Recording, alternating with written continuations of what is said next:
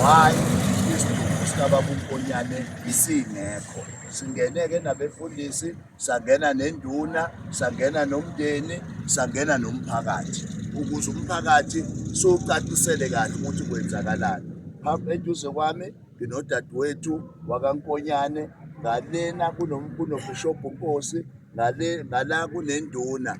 Ngicela nje bazise wonke umphakathi ukuthi lapha ngaphakathi sambe kanjani. Ngiyabonga, ngeke ngidedele dadewethu. Ngicela nje sithi 2 minutes ukuze ikwazi ukusheshe ilokhu zethu izwakala. Okay, wozake futhi ake siqale ngakho. Sibingelele kumphakathi wase-South Africa. Sethe ubaba ukuyidlala indaba noma isukeleke phezulu. Isimemezelo siphume izolo, obaba becela ukuthi kuzohlanganwa e-police station yasoSizweni abahola amabandla, obishophi nabefundisi. Basuka-ke ey'ndaweni ey'ningi ey'hlukahlukene. Ngomusa-ke kaJehova bafikile, badrayive ubusuku bonke. Bafikile ekuseni, nomphakathi wasoSizweni ukhona nawe njengoba libona nje sibhekene ne-police station yasoSizweni. Bekuzofunakala ukuthi kutholakale ukuthi kwenzakalani ngesidumbu esilahlekileyo esingakatholakali sikamfowethu ukuthi iNkonyane. Cha, hhayi sesitholile-ke ukuthi umseshwa wamacala useyithendeni, usaqoqa bofakazi, abukapheleli. Asikatholiki incazelo ephelele ngoba akukapheleli, kodwa yena uphakathi naluhlelo. Ngiyabonga kakhulu kungachithi isikhathi. Bonke kubaba noma sebebuyele emuva bahambe nenkosi bathwale, bakhombisile ukuthi bayasithanda bengamazayoni futhi bazohlala benathi njalo ebuhleni nasempini. Ngiyabonga. Angibingelele phakathi ngumhlongo mina induna yaseNyoneni ngalenzuka igeyi esinayo laphaya eNyoneni yokulahlekelwa umzimba kababa uNkonyane esingawazi ukuthi ukuphi. So ebekusilethela e-police station besifuna ukuthi amaphoyisa asichazele ukuthi sizolinda i-court order eMaritzburg lapho kwakufakwe khona i-court order yokumisa umngcwabo. So bathi-ke asilinde yona. Into-ke esikhalisayo ukuqhubeka kwesikhathi, esibona ukuthi isikhathi siyaqhubeka, umuntu mhlawumbe uyonakala la abamfihle khona. Besicabanga ukuthi-ke bazosinikeza imvumo yokuthi beselekelele siyomkhipha ubaba lapha abamfihle khona ngoba ufihliwe, asimazi ukuthi ukuphi. Bese siyombeka endaweni efanele, si-arrange i-date yokuthi sizombeka la. Njengamanje njengoba sisuka la sisayokhuleka kundaba ezitha ukuthi eselekelele ukuthi kumele ukuthi sigcine senze njani uma kuwukuthi ubaba uphuma endaweni yakhe ekubeni yena alile. Asimazi ukuthi ukuphi, kodwa nje sesibeka incazelo yokuthi uma kungenzeka ukuba uphuma endaweni yakhe uKhatide lapha ale khona, kuzomele sidile nabo laba bantu laba abenze lokhu. Mphakathi angibonge nje, ngizoba mfishane. Ngiyabonga. Ngiphinde ngibingelele umphakathi wonke nababukeli emakhaya. Okhulumayo ubaba u-Archbishop Lizette Nkosi, oyi-President futhi kaVukukhanye Zion Federation. Sifikile-ke lapha e-police station. Ngokucala nje amaphoyisa sifike sayichaza ukuthi singobani, ngoba according to the law of this country basinikile amandla ukuthi thina singabafundisi sisebenzisane namaphoyisa nomphakathi, singenelele ngalawo maphupho ukuthi sizosizana nomndeni kaNkonyane ngoba phela izwi lawo lilodwa angeke lizwakale. Sivulile-ke incazelo, basitshela ukuthi khona umphenyi ophethe leli cala usaphele. Yebo, sihlale siwezwa amaphoyisa asho ukuthi asaphele. Niyazi ukuthi amanye amakhesi ayaphenywa kodwa singazi ukuthi aphelelaphi. Lena thina besizogqugquzela amaphoyisa ukuthi it's a matter of agency ngoba ubaba uNkonyane ubekiwe la kungazikhona muntu. Uma ubaba uNkonyane ebekiwe noma wangcwatshwa kungazi muntu uyonakala lapha ekhona.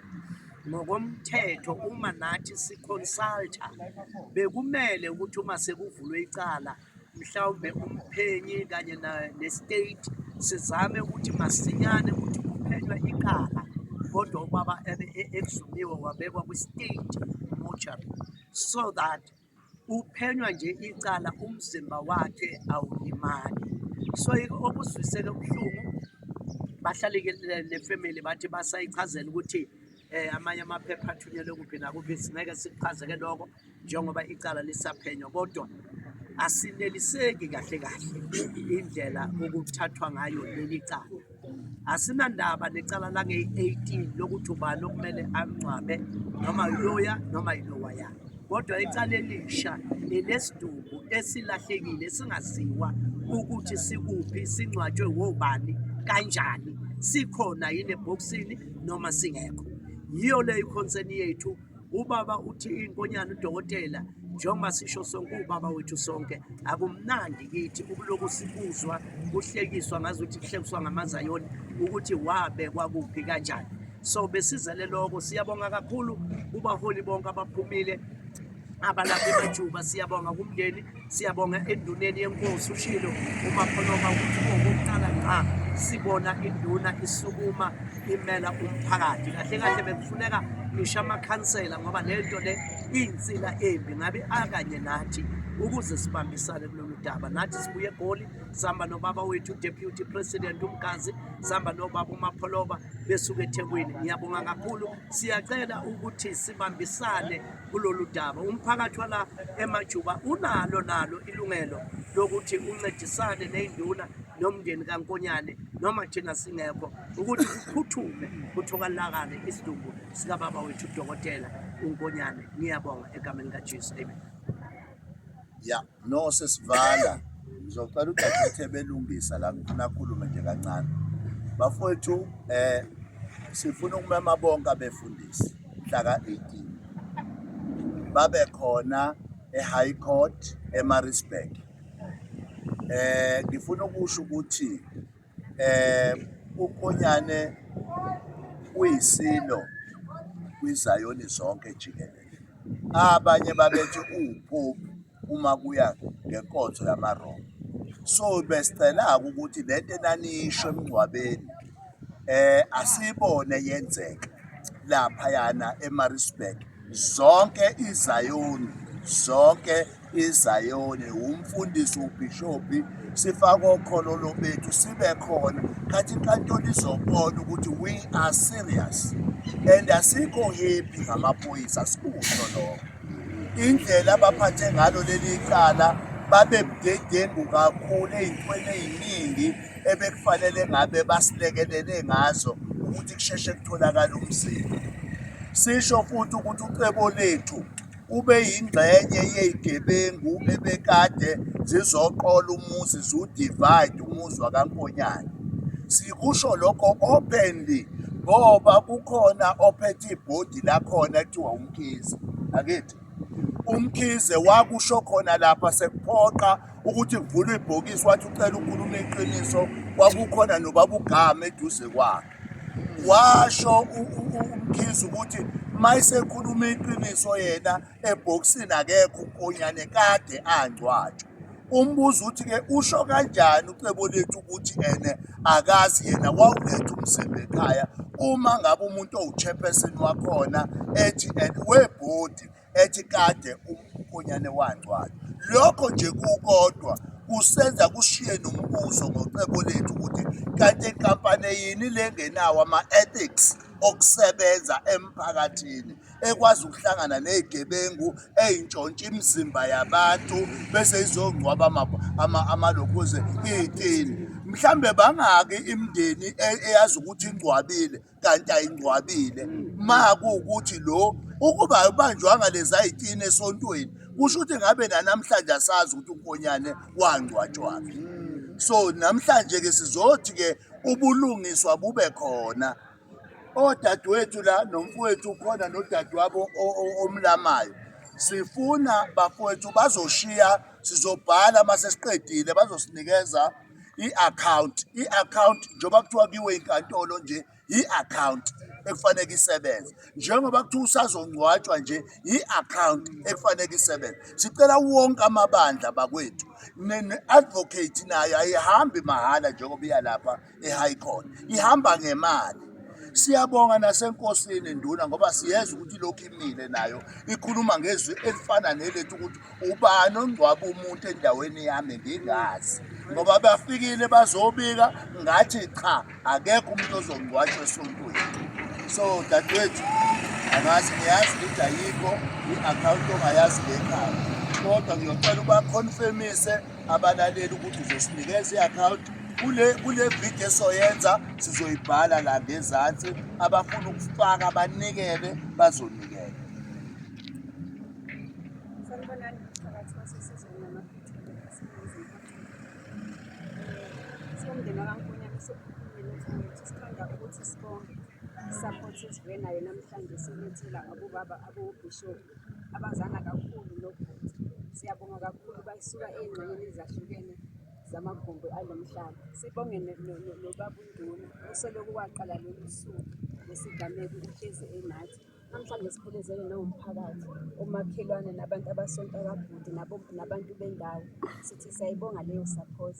Umhlangano-ke sesibe nawo la phakathi e-police station namaphoyisa a-expressa-ke abaphathi izinto ezingabaphathanga kahle. Thina-ke singumndeni asisho nje ukuthi sesikhathele, si-exhausted, sikhathele financially, emotionally, physically.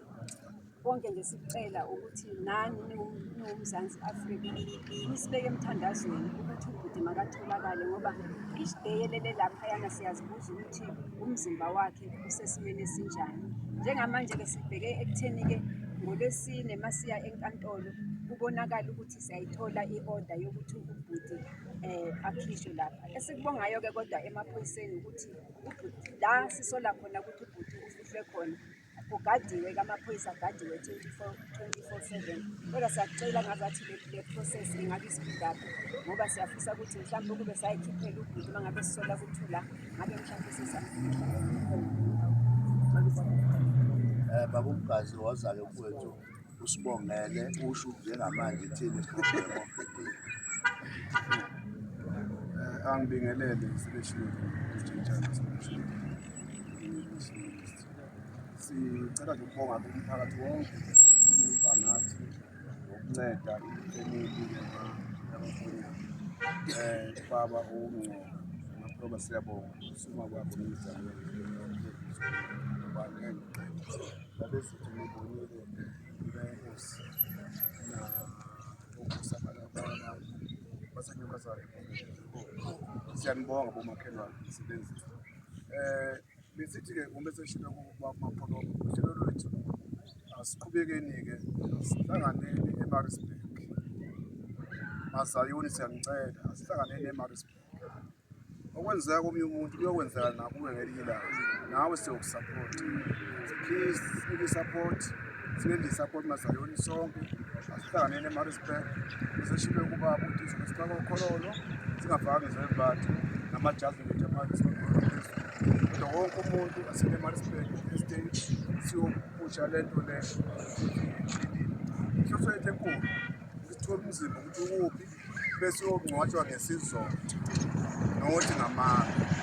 Labo abangcwabile ngendlela abangcwabe ngayo kodwa uthathe inyathelo khona ukuthenga bathathele inyathelo na ucebo lethu.